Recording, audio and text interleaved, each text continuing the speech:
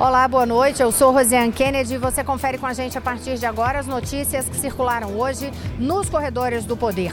O Supremo Tribunal Federal decide ampliar a restrição de foro privilegiado também para ministros. E a presidente do STF, ministra Carmen Lúcia, autoriza o corte de ponto de auditores fiscais grevistas. Os detalhes você confere com a gente a partir de agora aqui, diretamente de Brasília, pela TV Brasil, pela Rádio Nacional e emissoras públicas de todo o país.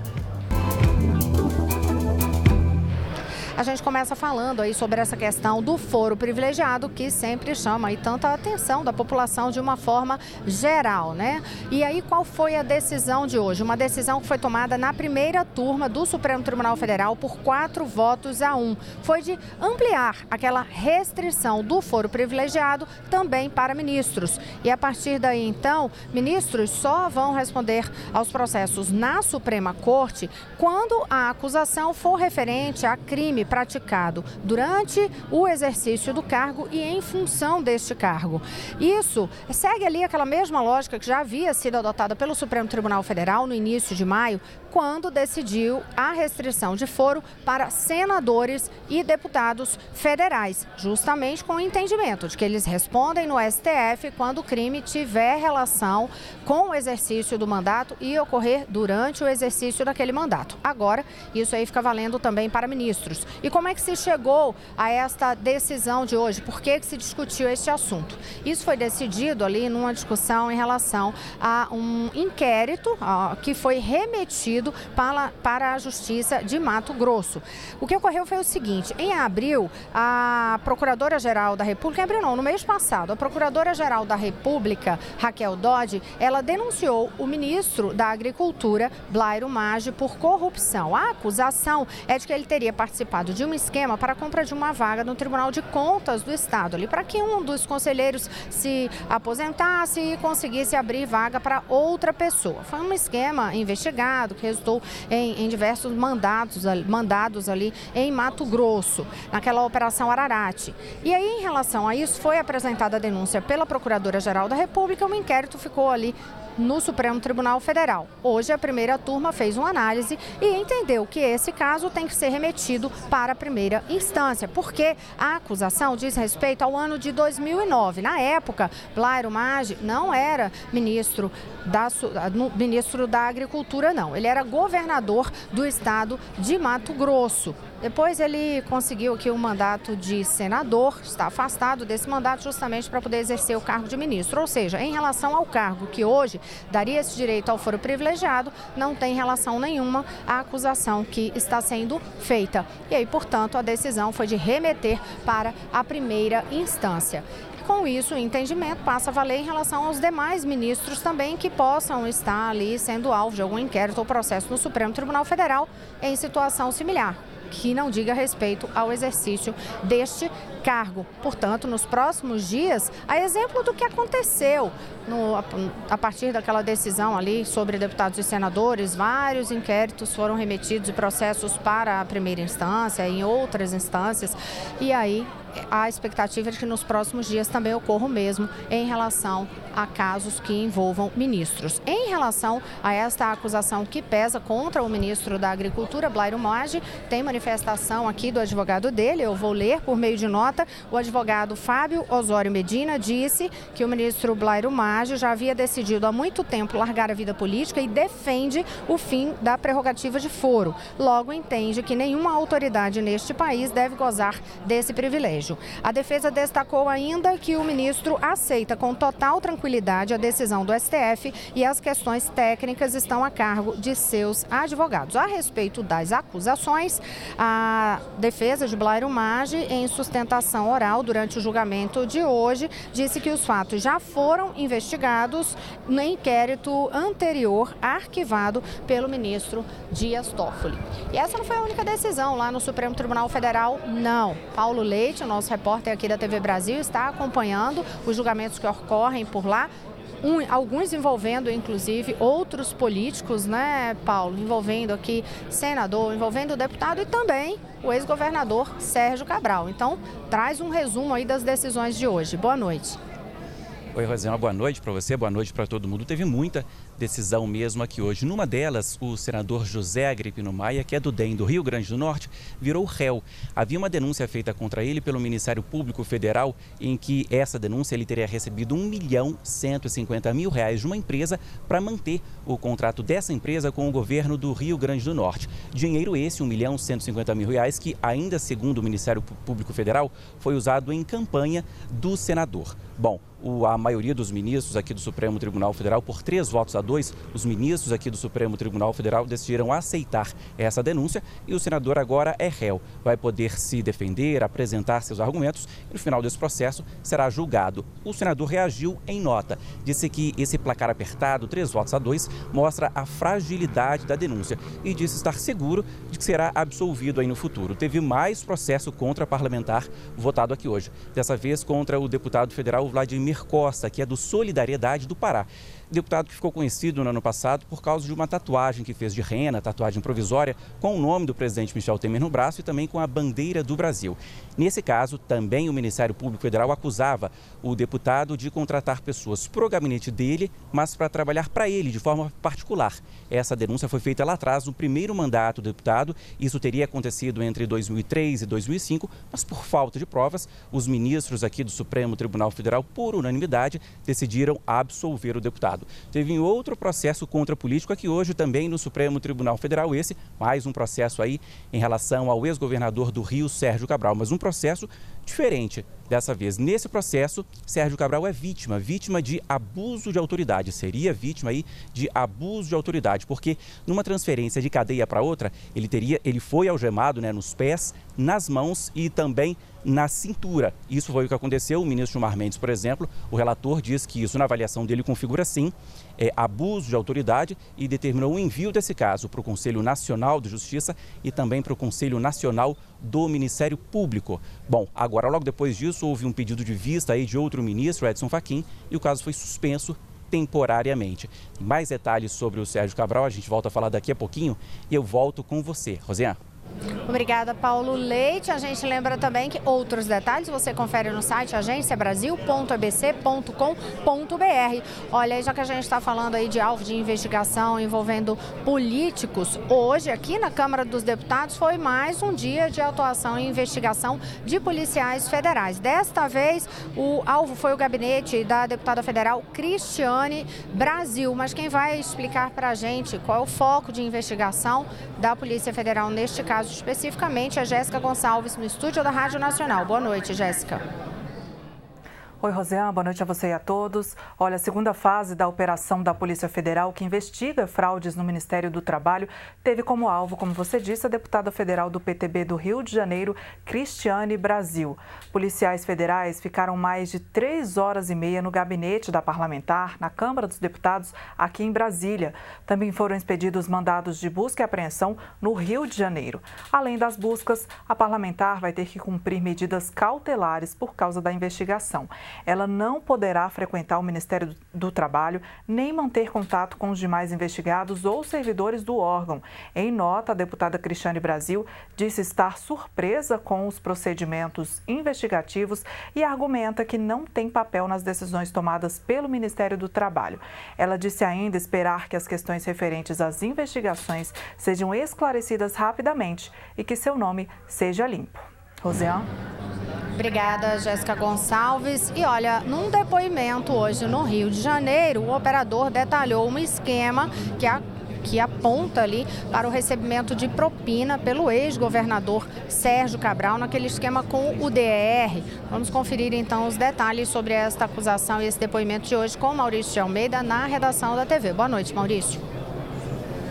Boa noite, Rosiane. Carlos Miranda, que é apontado como operador financeiro de Sérgio Cabral, que fez um acordo de delação premiada, prestou depoimento hoje aqui na Justiça Federal do Rio de Janeiro, nesse processo que apura fraudes no DR, que é o Departamento de Estradas de Rodagem. Segundo Carlos Miranda, em intervalos que variavam entre 40 e 45 dias, ele recebia pagamentos que iam de 100 mil a 150 mil reais. Esse dinheiro era depositado, era transferido por empresas e empreiteiras que tinham contratos com o DR e precisavam precisavam pagar essa taxa para garantir a manutenção dos contratos. O dinheiro era recebido por Carlos Miranda e dividido entre Sérgio Cabral e o ex-presidente do DR, Henrique Ribeiro. Segundo Carlos Miranda, Cabral chegou a receber 17 milhões e 500 mil reais durante os 2 mandatos que ficou aqui no governo do estado. Hoje, também, quem deveria ter prestado depoimento é o ex-presidente do Tribunal de Contas do Estado, Jonas Lopes, e o filho dele, Jonas Lopes Neto. Mas esse depoimento acabou sendo adiado. Rosiane. Obrigada, Maurício de Almeida. Agora é hora de a gente conferir o noticiário lá em São Paulo. Destaques nos corredores do poder com Vanessa Casalino. Vanessa, por aí houve uma decisão também da Justiça, mas é em relação ao teto dos servidores de São Paulo. Sempre que a gente fala da questão do teto dos servidores, termina dando polêmica e essa discussão vem ganhando fôlego em vários setores, tanto em relação em várias instâncias, né? Tanto na Justiça como também aqui mesmo no Legislativo. Daqui a pouquinho eu falo sobre essa discussão aqui no Legislativo, mas aí em São Paulo, qual foi a decisão? Boa noite. Oi, Rosiane, boa noite para você, boa noite a todos. Sim, dá polêmica, principalmente porque esse momento não é o mais adequado, né? A Prefeitura de São Bernardo do Campo, município aqui do ABC Paulista, entrou na Justiça contra a PEC dos supersalários e o Tribunal de Justiça do Estado acolheu o pedido. O município alega que a proposta viola a soberania dos municípios sobre a folha de pagamento de seus próprios funcionários e que isso contraria a Constituição Federal.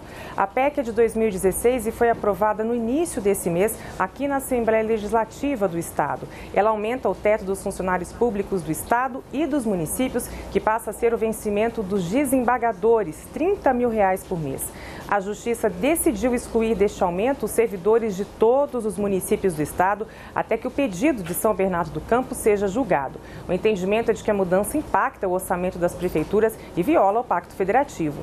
Aqui na capital já não estava valendo por conta de uma instrução normativa publicada na semana passada que impedia qualquer servidor de receber mais que o prefeito, cerca de R$24 mil por mês. E apesar de toda essa polêmica em torno da PEC, a Assembleia Legislativa recebeu mais uma proposta de mudança na Constituição que aumenta salários. Dessa vez, os dos delegados de polícia. Os vencimentos seriam equiparados aos dos defensores públicos. Com isso, um delegado-geral que hoje ganha cerca de R$16 mil passaria a ganhar, no mínimo, o salário do governador, R$22 mil, e, no máximo, o do defensor público geral, que chega a R$30 mil, Rosiane. Obrigada, Vanessa Casalino. E olha, a gente lembra que aqui na Câmara dos Deputados tramita propostas justamente para discutir essa questão da limitação dos super salários, né? Para poder limitar isso aí, ver o que é que são os penduricalhos, o que é que tem que sair, o que é que pode ser mantido em relação aos salários, porque uma das discussões que ocorrem em relação a essa questão dos super salários é além do ponto constitucional, que determina que não pode ultrapassar o salário ali do ministro da Suprema Corte, tem outra polêmica que trata do que é que incide de fato o imposto em cima do que está sendo recebido ou não, porque muitas coisas entram como forma de gratificação sem estarem vinculadas ao salário e aí isso termina abrindo essa discussão, se esses penduricalhos podem ser mantidos sem ser considerado dentro do teto, sem serem considerados dentro do teto e também o que é que vai incidir de imposto em cima disso. Há essa proposta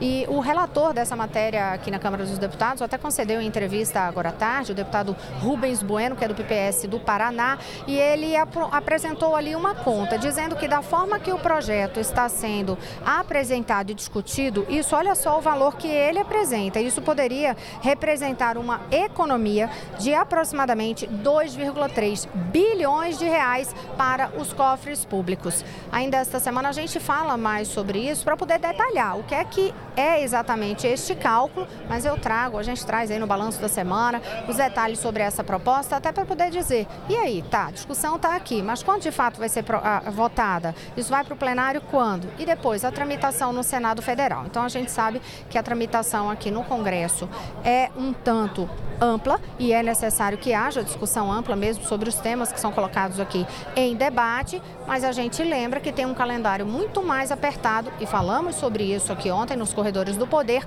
um calendário apertado porque é ano de eleições, segundo semestre aí voltado para as eleições gerais de 2018, agora já a partir desta semana Copa do Mundo e ainda tem festas juninas. mas pode cobrar a gente aqui, a gente vai detalhar o que é que está sendo apresentado especificamente nesta proposta que trata desta limitação do salário dos servidores públicos. A gente segue no noticiário agora, vamos conversar com Daniele Popov sobre uma decisão da ministra do Supremo Tribunal Federal, Carmen Lúcia, que autorizou sim o corte de ponto para auditores fiscais grevistas. Dani, boa noite. Boa noite, Rosé. É isso mesmo. Carmen Lúcia atendeu ao pedido da Advocacia Geral da União, AGU. A ministra considerou a possibilidade de risco à ordem pública caso não houvesse desconto dos grevistas pelos dias não trabalhados. Ela destacou que o plenário do STF já decidiu sobre o assunto e autorizou o corte do ponto de grevistas por parte da União. A decisão de Carmen Lúcia reverte determinação anterior do Superior Tribunal de Justiça, o STJ, que havia suspendido o corte de ponto por 90 dias a pedido do Sindicato Nacional dos Auditores Fiscais da Receita Federal do Brasil, o Sindifisco. Ontem, os auditores fiscais da Delegacia da Receita Federal e da Alfândega do Porto de Santos aprovaram greve até o dia 30 de junho. Segundo o sindicato local, o governo não cumpriu promessas feitas em 2016 de recomposição salarial. Segundo a AGU, o impacto financeiro da greve é de 10 milhões de reais por dia, incluindo perdas de arrecadação devido ao não trabalho dos auditores fiscais. Rosiane. Obrigada, Daniele Popov. No próximo bloco, você confere com a gente que o governo atualizou o Código de Mineração. A gente vai explicar o que isso significa. É daqui a pouquinho, eu volto já.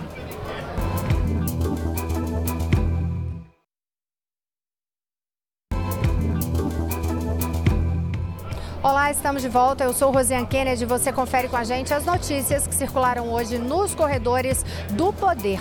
O governo atualizou o Código de Mineração. Você vai entender o que isso significa, porque às vezes as decisões parecem ser tão distantes do nosso dia a dia, mas Daniele Popov vai explicar e apresentar também quais foram as declarações feitas com essas explicações sobre essas mudanças que foram apresentadas por meio de decretos, né, Dani? Boa noite. Tem bastante informação, Rosiane, cheio de detalhes. Vamos lá. O presidente Michel Temer assinou hoje em cerimônia no Palácio do Planalto os decretos que atualizam o Código de Mineração e trazem novas regras para a compensação financeira pela exploração de recursos minerais, o CEFEM.